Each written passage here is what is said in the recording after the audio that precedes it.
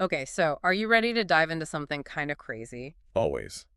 Today we're talking about AI and get this predicting election. Oh, wow. Yeah.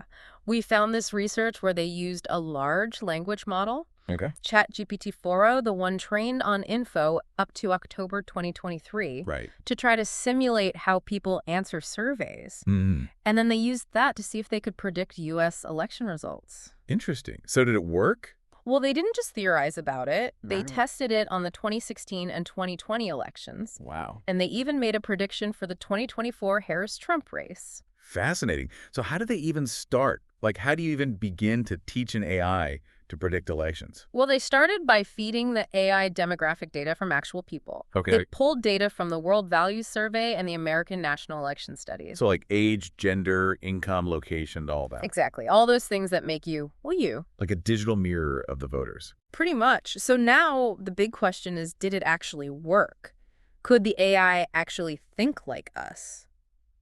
It's pretty surprising, but yeah, it did on like a broad level. Really? Yeah, I was able to match overall trends in how people think about stuff, like social values, Mm-hmm. trust, even ethical dilemmas. It even captured some of those like cultural differences. Oh, really? Like what?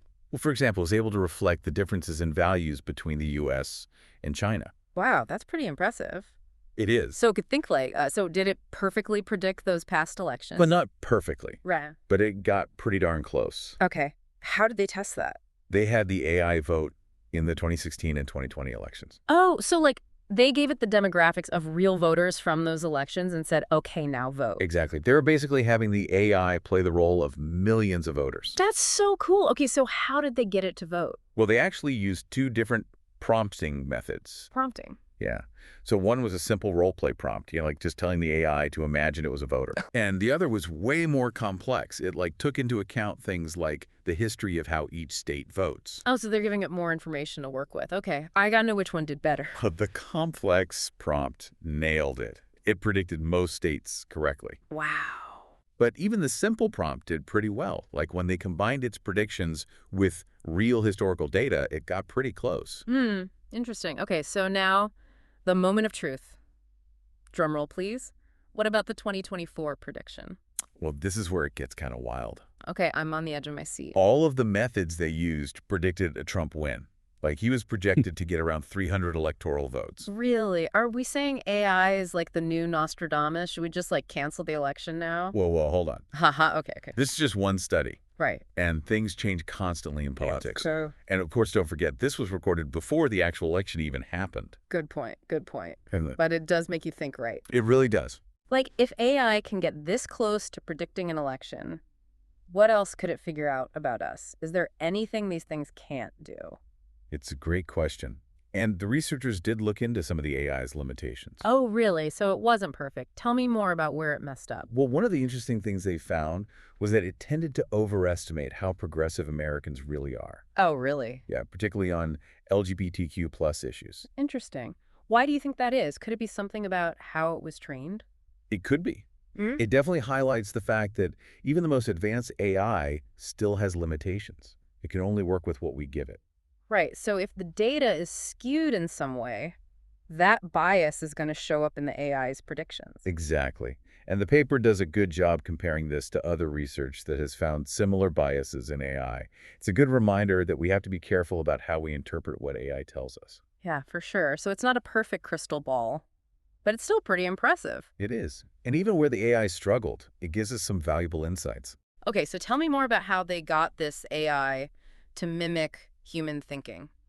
It sounds like sci-fi come to life. It is pretty amazing. Basically, they gave the AI a persona based on real demographic data. Okay, so like they told it you're a 35-year-old woman from Texas, you have a college degree, you're married, and you're a teacher, something like that. Exactly. Yeah. They basically created a whole life for it so it could answer questions like a real person would.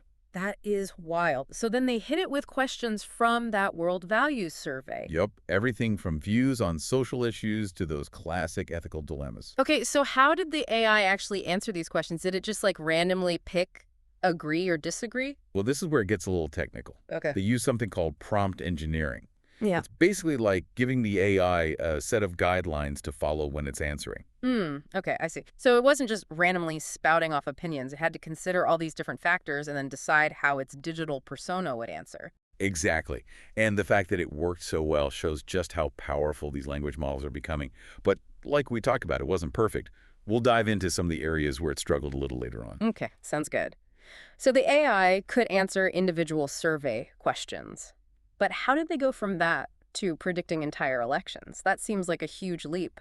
They kind of followed a similar approach. Oh, okay. They assigned personas to the AI. Hmm.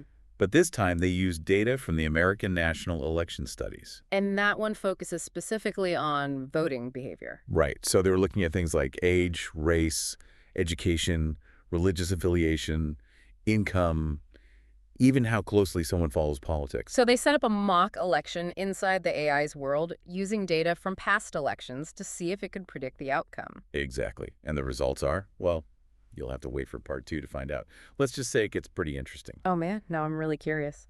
All right, well, we'll be back soon with part 2 of this deep dive.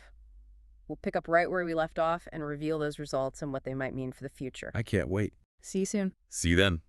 So welcome back to our deep dive into AI and elections. Before we get to those results, I'm still kind of stuck on how well the AI could mimic human responses. It is pretty amazing. Yeah, like it almost feels like it's developing a personality or something. It's an interesting thought, for sure. Yeah, is that like too far-fetched? I mean, are we giving these machines too much credit?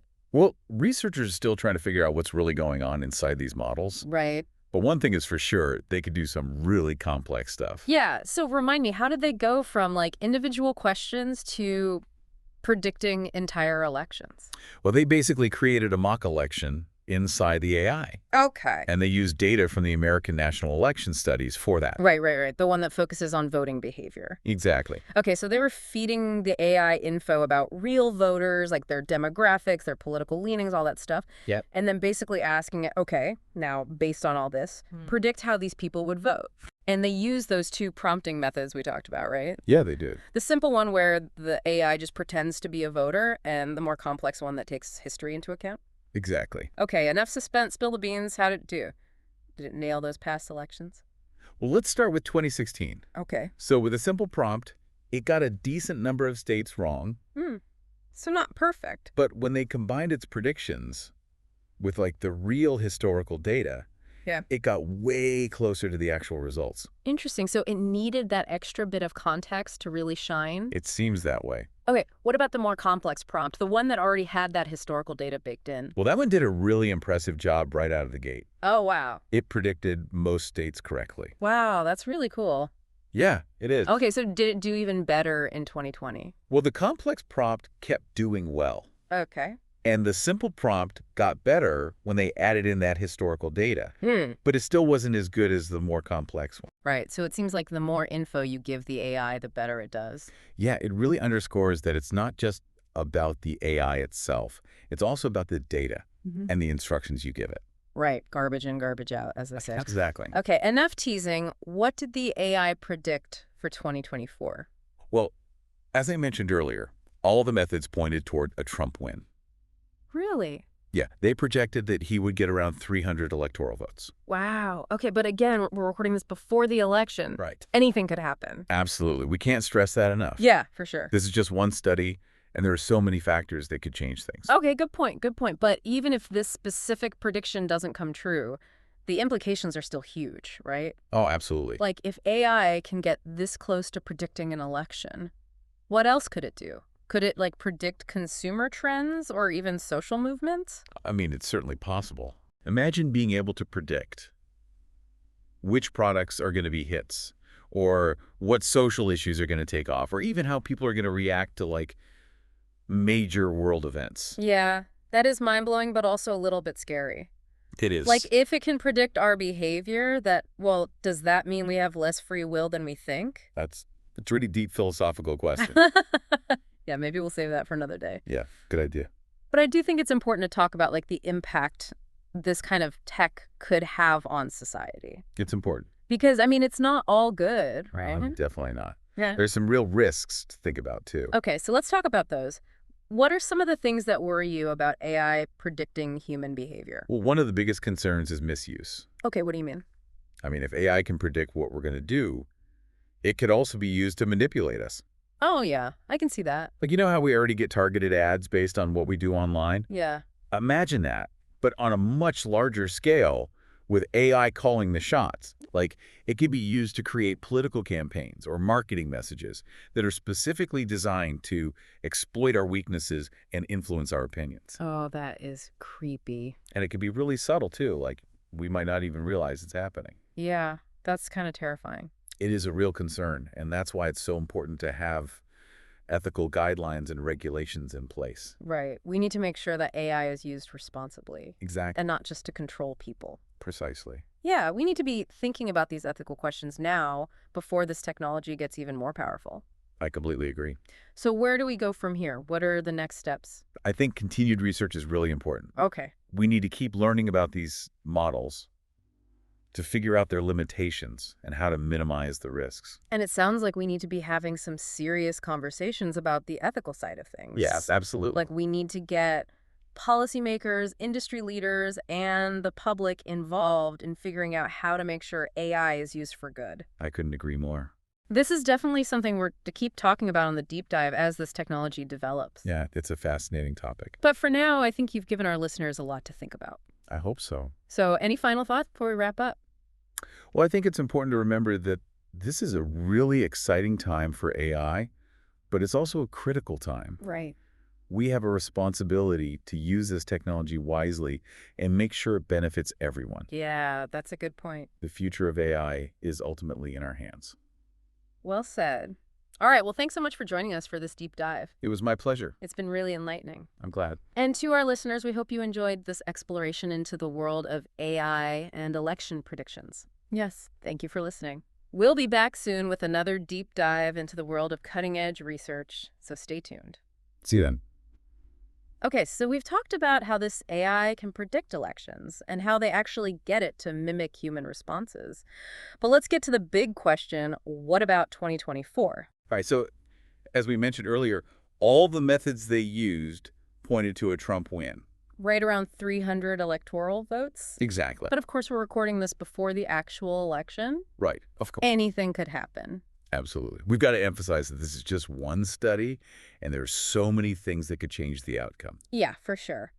But even if this specific prediction turns out to be wrong, the implications of this are still huge. No, absolutely. If AI can get this close to predicting an election, what else could it predict? Well, that's what's so exciting about this research. Mm. It really opens up a whole new world of possibilities. Right. Like, could it predict things like consumer trends? Possibly. Or even social movements? It's definitely within the realm of possibility. I mean, imagine being able to predict which products are going to be successful or what social issues are going to gain traction. Right, or even how people will react to major world events. It's pretty mind-blowing, It is. but also a little scary. Yeah, for sure. Like, if AI can predict our behavior, does that mean we don't really have free will? Well, that's a whole other philosophical debate. Yeah, maybe we'll table that one for another day. Good idea. But I do think it's really important to talk about the potential impact of all this. Definitely. I mean, it's not all good, right? No, there are definitely some risks to consider. Okay, so what worries you the most about this? Well, I think one of the biggest concerns is misuse. Misuse. In what way? I mean, if AI can predict what we're going to do, it could also be used to manipulate us.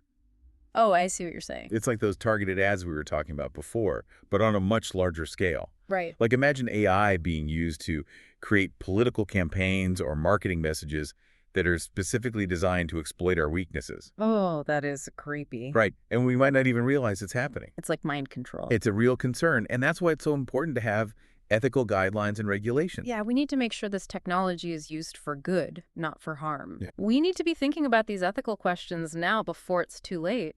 I completely agree. Well, this has been an absolutely fascinating conversation, It has. but I think we're going to have to leave it there for today. Okay. This is definitely a topic we'll be revisiting as this technology continues to develop. Absolutely. But for now, we want to thank you for listening, Yes. Thank you for joining us. and we hope this deep dive has given you a lot to think about. A lot to ponder. We'll be back soon with another episode, so stay tuned. See you next time.